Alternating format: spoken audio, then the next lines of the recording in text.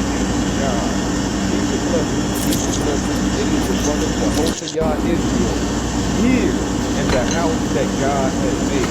And please, family, please excuse the noise in the background while this compactor is making all that noise.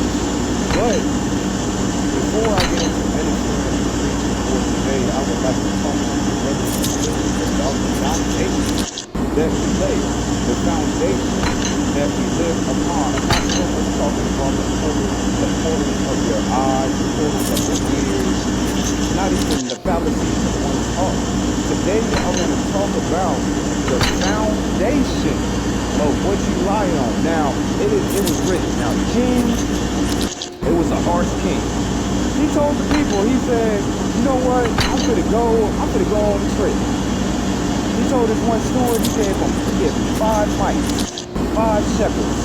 And he said, when I come back, he didn't even tell him anything. He just gave him the 5 shekels. And then the other servant, he gave him 2 shekels. Then the last servant, he gave 1 shekel. The one that received the 5 shekels, he took it to the market and he decided to borrow and trade, and he made 10 shekels.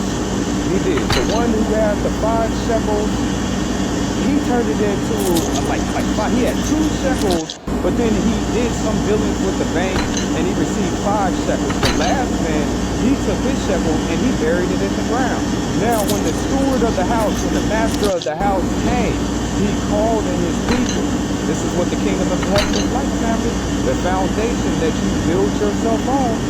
He told the first one had 5 shekels. He received 10 whole shekels. The middle one, he had 2 shekels. He turned it into 5. But then the last servant, he took the master money and he buried it in the ground. Whatever a man shall sow, he shall reap. And the master told him, he said, you're a horrible servant. You know what I'm saying? He was like, oh, master, I was scared. I know that you gather in places that you don't even sow. And he got scared, so he buried the money in the ground. So when time came to pass, when the master came home, all he had was 1 mite, 1 shekel to show to the king. The king took his shekel and threw him in prison. Family, it all began from the foundation of what you could live on. The other stewards, he gave them a stewardship of sort of like a master and do land. So they were blessed. What a man soweth, he shall reap. The foundation that we laid for our own self. That man, he made that foundation for himself because he wasn't willing to get or do anything with what he already had. This is what God is expecting for us to do. What we already have to use. The natural talents and abilities and spiritual gifts that he gives us. He wants us to use it to better our lives. You see all the rich, famous people, those are God's gifts that God gave them. They used it, you know what I'm saying? You can't tell me that Michael Jordan and his ability to play basketball in his time wasn't a gift. Okay, it was hard work, it was talent, it was hard work, but it was also talent that he already had. All he had to do was craft what God already gave him.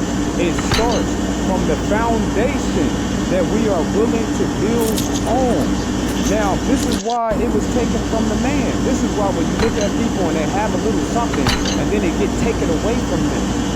Always, if you have, more will be added to you. If you don't have nothing, it will be taken from you. But it starts from the foundation that we are willing to live on. It starts out from our foundation. And I don't know if y'all know, if you believe in God or you don't believe in God, every man's works will be tossed in the fire. Some people will be they will be garnished with a refining. They went from something like 10, and God refined them and turned them into pure silver. Some of them was already silver, but God, he put them in the furnace. He purified them and turned them into gold. But it all starts out from the foundation. Every man, every woman work will be tossed into the fire. If you build on God's foundation, you'll be able to keep whatever it is that you have. But if you take this life and you live it We already know you got to go to work, you got to go to school, you got to go pay your bills, you got to pick up them kids, you got to make sure that your wife is okay, you got to make sure that your husband is okay. But if that same foundation that you laid and you did not build it on God's foundation, you're gonna lose everything, every single thing. This is why the one man, he had the one shekel, he had the one mite, and he was like, oh Lord, oh master, I know you gather in places that you never read. I know, and I was scared. That's somebody in their life not being able to use the God-given talents that God already anointed that person with. Didn't want to use it. Then they didn't even want to build on God's foundation. So not only is God asking you to use your God-given talents, either it be strength, either it be smartness, you a people person, whatever, your song, your rap, your sport, whatever it is, you know what I'm saying? Whatever the gift, God wants you to use it on his foundation so he can multiply whatever you have. If you're not willing to build on God's foundation, you won't be able to multiply anything. And whatever it is that you have will slowly dwindle away. Every man, every woman's work will be placed in the fire. If you build on God's kingdom of his foundation, he'll be able to bless you and you'll be able to keep what you have. That's why, your brother, I plead with you in this morning, brother. I plead with you in this morning, sister. You better be building on God's foundation. I said to you again, you better be building on God's foundation. Now let's go ahead and get into ministering and preaching for today. And you know, I have this list, and from what I wrote on the bottom of it, the last time I preached over this was October 28th, 2023. I told you, in season, out of season, here a little bit, there a little bit, line upon line, strip upon strip. Your brother, I got love for y'all. I'm here. Now, check this out. The more you speak of well things, the more favor with others you will gain. Okay, that's what I wrote. So think about it, brother. Think about it, sister. You know what I'm saying? You want to sit up here and you want to talk about the good things in life so you can gain favor with other people. I'm around people around the work site, and some of them, I'm not going to say all of them, but a lot of the people, all I hear is negativity. I hurry up and get away from them people because that's all they got to talk about. Excuse me. That's all they got to talk about. They ain't got to, brother, is it good today? Oh man, I don't want to be here. Brother, is you all right? Man, I'm not feeling so good. Brother, what you doing tomorrow? I don't even know, Jehoshaphat. I don't even know. They ain't got nothing good to say at all. What did I write? The more you speak of well things, the more favor with others you will gain. People like hearing good stuff. Family, you want to tickle my fancy? You want to tickle my ears? All you got to do is tell me some good stuff, family. Constantly, I'll be like, oh man, I love going around Joey. He be talking that good talk. Oh, I love going around Shamika. She be talking that God talk. Oh, I love going around Karen because she be telling me about the Lord all the time. I can get something good coming out of sister right here. Okay, what is the rest? Okay, righteous. Okay, now what does God say? Righteous lips are the delight of the king, and they love him who speak what is right. So they'll love you. If you could take it upon your day and this day, change your mindset up of how you think and take out the negativity and throw in some of all of that positive stuff. Positivity gives you life. Positivity mends a broken heart. Positivity makes you more well. Positivity lifts a person up. Positivity gives a person more life. So what is the opposite on somebody that want to talk bad all the time? They're slowly killing their self. They slowly dwindling away. Okay, as messenger, okay, let's go back. Righteous lips are the delight of a king, and they love him who speak what is right. As messenger of death is the king's wrath, but a wise man will appease it. What do you mean? The king don't like people talking bad around him. He'll send them a messenger of death. That's his decision. That's his judgment on them people like that. And that's a lot of different people that you have. I'm sorry, I've got a tongue twister. I'm sorry, y'all. I'm not perfect. Dealing with in your life. The king, that's the people. The messenger is what was ushered out that person's mouth. They only spoke of death. They only spoke of negativity. They brought all that corruption on their own very soul, family. All the way from their soul to their spirit to their body. Then it started manifesting itself through all those sicknesses and diseases and ailments, only because that person could never speak life into death. Remember, it is our job to speak life into the things that are dying. It is our job, family. Some of the people are dying. Some parts of your mental or your soul could be dying. But if you could take it upon yourself to speak life instead of death, family. Okay, we covered that one. I said the more you speak of well things, the more favor with others you will gain. That's true. Righteous lips are the delight of a king, and they love him who speak what is right. As a messenger of death is the king's wrath, but a wise man will appease. In the light of the king's face is life, and his favor is like clouds of the latter rain. I really mean that, family. Now I gotta switch it over on the back because I did that one. I did. I covered the whole topic on that one. Okay, family, I'm not gonna lie to you. I gotta come back and take it your Father's will. I gotta come back and I gotta sit up here and get through the whole rest of this page because that was only one. Okay, just because Yah, the Lord of hosts, just because Yah made that person does not mean that they are of him.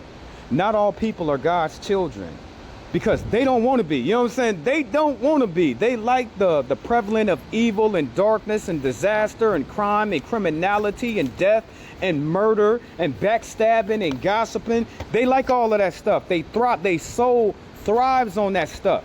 Not all people are God's children because they chose. You have the ones that God chooses automatically because he could trust those people with whatever his plan is. Whatever the motion in the ocean that he got going on, he already trusts some of us. But the other of us, they still have an opportunity to change from their ways, to step out of the darkness into the light.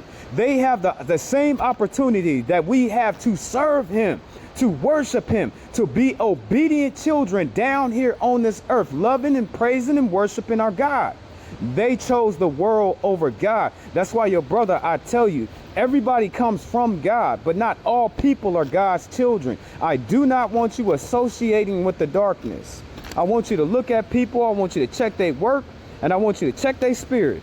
And if they work and their spirit don't match up to what you're doing, you need to leave them the hell alone. Okay, now what did the Lord say? The Lord has made all for himself. Yes, even the wicked, for the day of doom. God uses all people. What he tells you, you can't deny. But what he puts in a man's heart, he will do, good or evil. So let me go back because I stumbled on my word. God uses all people, but what he tells you, you can't deny. But what he puts in a man's heart, he will do, good or evil. God uses everybody, family. The good, he gonna use them. The bad, he gonna use them. The devil, when the devil sit up there and he speaks stuff into people's ears, he's sowing something inside of their heart and they can't get out of it because they belong to the evil. Wicked people. You seen Judas, the devil at the Last Supper. The devil came to Judas and he whispered in his ears and he took off running to go snitch on your Lord, your master. He did that. So this is why I say, whatever the devil put in somebody, whatever he tells them, they gonna do it. But the difference between God and the devil is God uses everybody. God gonna talk to evil people and make them do something. God gonna talk to good people and make them do something. The devil only has reign on evil people. He can only introduce a thought. That's why it's so important to bring all thoughts under submission and not to sit there and entertain things. You brother, sister, you got the power to rebuke all that stuff. That stuff never originated from you. That's why it's so important to cast down all of these wicked demonic thoughts. They happen to good people too. But that's why your God says, bring all thoughts under submission, because he knows that the devil is tempting you. The devil is whispering things in your ear. But it's up to you to deny those things and to understand that they never originated from you. So let's go back again.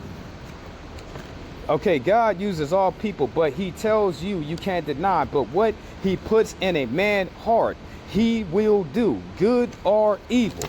Now, peace and blessings be upon the day. Oh, my brothers and sisters, I bless your crown.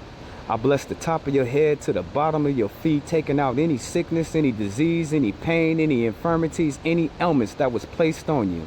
I ask God to bless the fruits of your mind, keeping your mind 7 steps ahead of any evil that will present itself to you in this day. Now, all glory be given to God. All glory be given to Yah. Until next time, my brothers and sisters.